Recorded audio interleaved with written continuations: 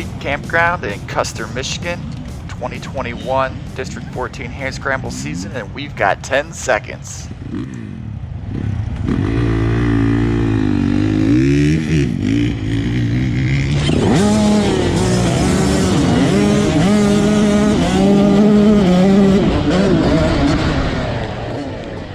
We are riding along with Jake Bauman here in the Team C. A little bit different camera angle. Jake has a very aggressive riding stance, so not going to be able to use a lot of his footage, so we're going to swap back between him and his partner Brayden for this race. Wanted to show the start here though. This is right into the woods single track here, and lap one was a bit of a bottleneck here for the first 5-10 minutes or so, real tight. And Jake's riding real aggressive here, getting around a lot of guys, making a lot of passes here.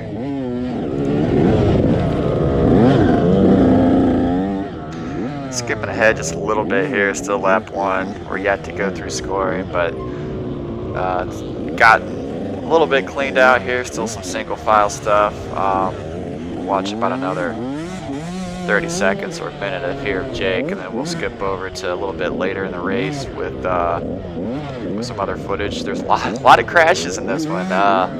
These boys race aggressive, to say the least, and take some chances that I, at 40 years old, would not take, but they make it happen, and they pop right back up. I'd probably still be on the ground after a couple of these crashes.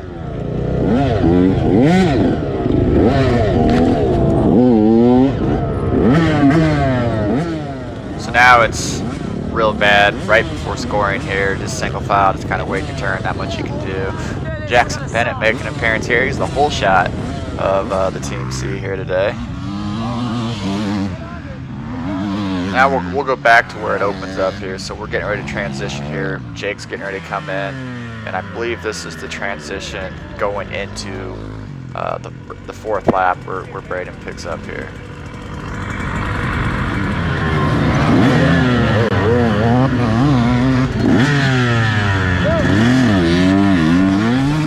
Quick switch for the scoring transponder here, and Brayden is on his way.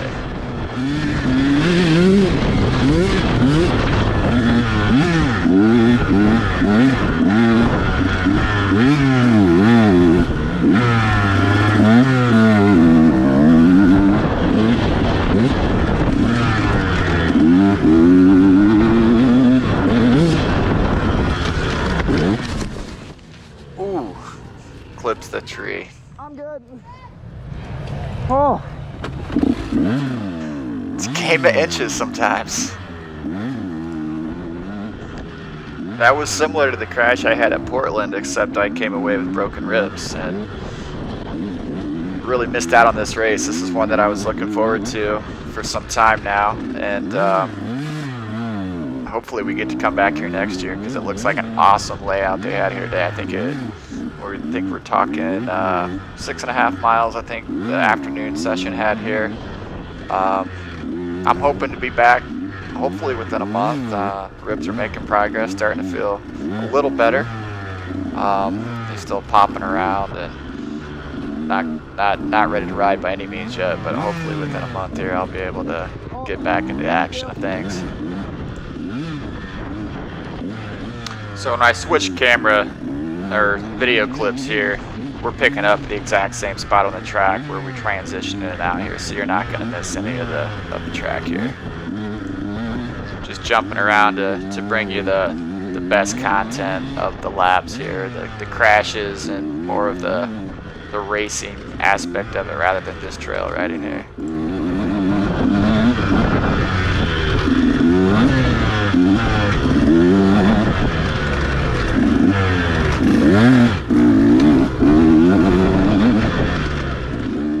So coming through here, lap 2 compared to lap 1, night and day.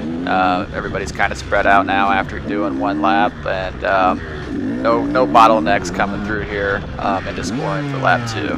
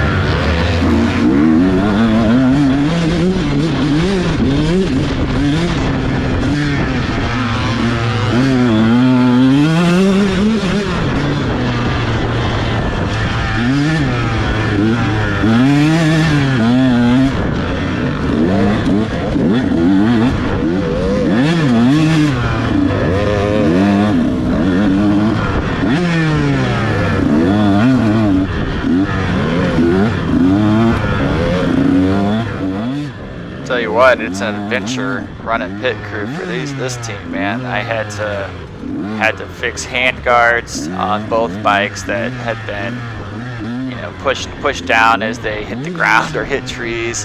Had to replace a Kickstarter that had fallen off of Jake's bike during the race. So we started them to go back out on lap 3, I think it was, and we were just hoping he'd install the bike during that lap, and you know couldn't complete the laps. And when he came back in on his lap 3 completion, his mom had found a Kickstarter from somebody else at the track that had the same bike, and we were able to put that on there. And so when he went back out on lap 5, we didn't have to worry about him stalling. But amazingly, he said he actually crashed and went down during his lap 3 and kept the bike running, never stalled. He said he just pinned it and kept it going. So that could have been the end of their race if he wasn't able to complete that lap.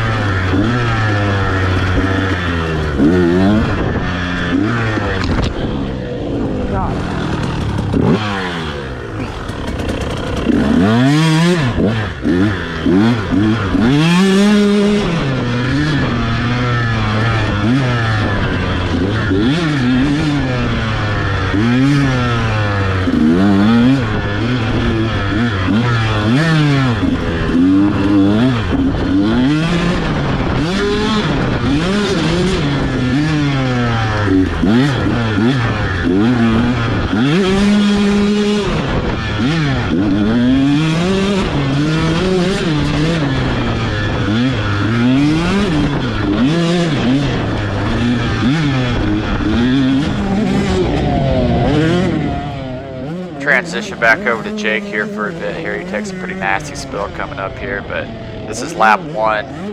Traffic lot thicker going through here, and he's just ripping.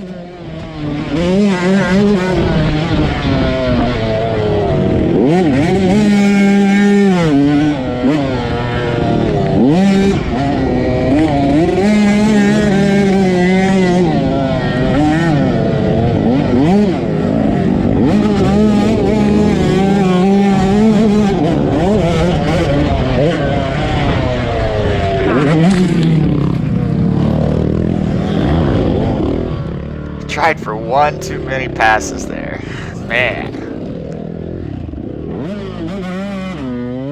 That one looked like it hurt. So we'll transition back to Brayden here. Same point in the track there where Jake had just left off.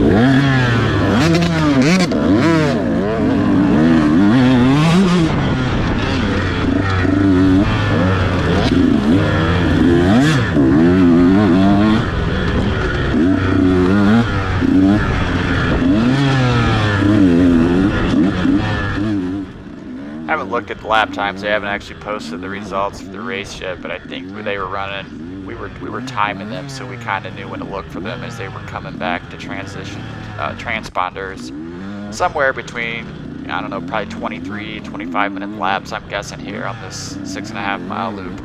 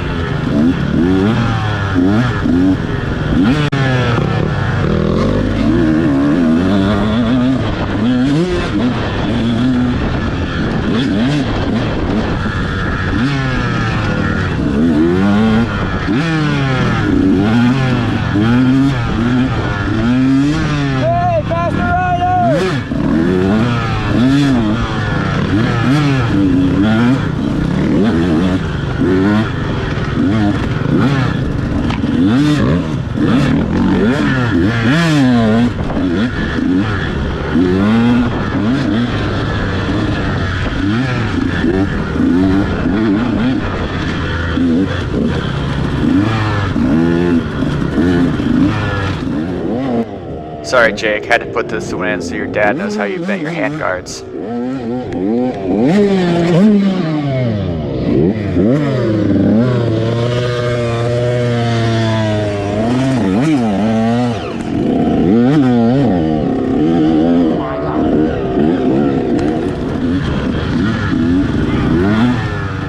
Another big turnout this week, so this was round 2, and we had 507, I believe was the number in Portland, which was the biggest hare scramble I can remember since I've been doing it. Now this is only my 4th year of racing this, so not a huge inventory of history here, but another big turnout this week. I think I heard the number 476 total riders here this week, so back to back, huge turnouts. Classes were really big.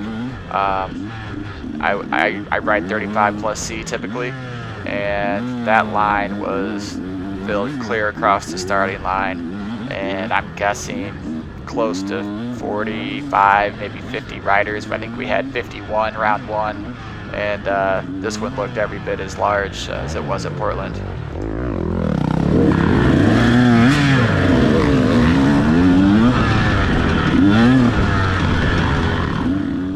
Not just the afternoon session though, that's growing either. I mean, even the AM session, the Saturday night Stasic races. I mean, I bet we had 25 Stasic bikes out racing Saturday night. My daughter did her first Stasic race. She's 4 years old, so it's a great way to get them into the sport. It really teaches them the balance and the throttle control. They're on the electric bike, kind of nice platform to start on. And then I've got another daughter that races in the 50 auto class. That class has grown immensely over the last 2 to 3 years. I know 3 years ago we had maybe a half dozen riders that routinely showed up to the races. I mean, we're probably pushing close to 35, 40, 50s racing now. So growing across the board here. It's just really great to see.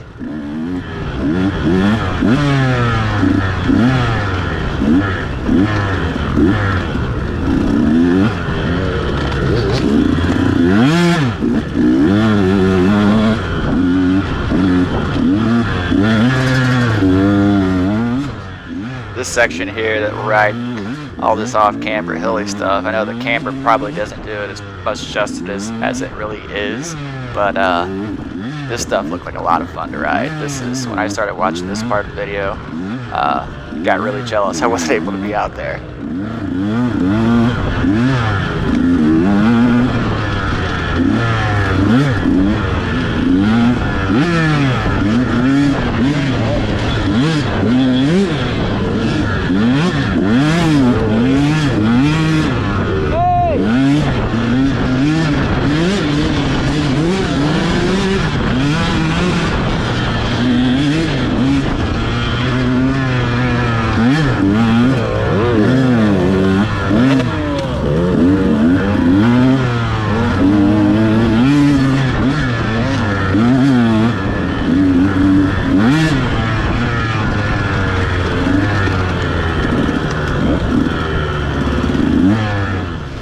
I think Brayden was a little uncomfortable going down some of these steeper rocky hills like this, so we're taking him to West Virginia to Hatfield McCoy this fall, and we're going to get that fear out of him and let him ride some rocky, hilly terrain so that he gets used to some of this stuff here.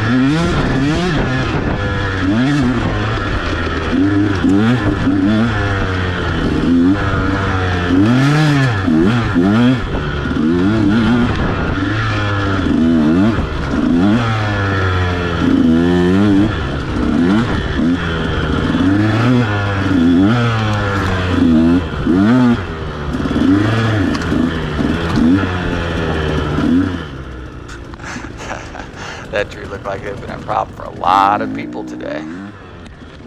Pretty beat up.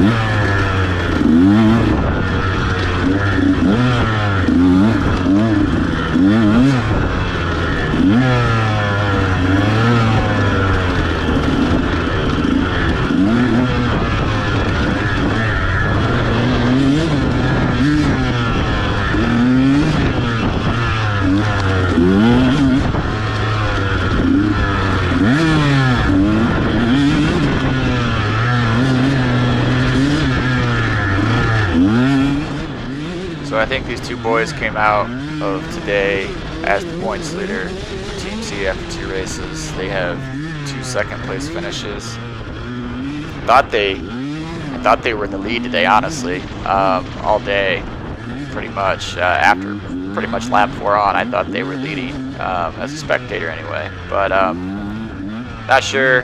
There was the winners of Team C actually had 8 laps in pretty much the same time as this team ran 7 laps, which that puts the leaders of Team C basically with A rider time. So I haven't had a chance to look at the lap times there to see what they were, but they were flying out there apparently.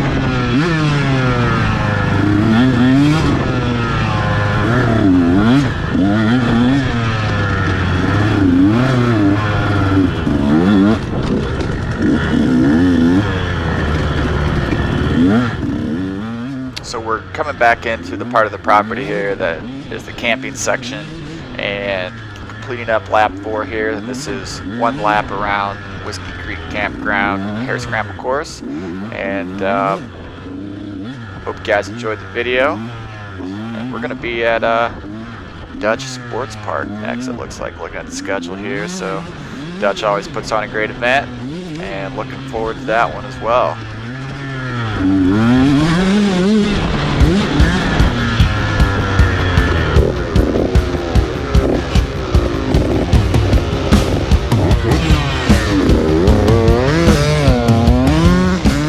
Thanks for watching, guys.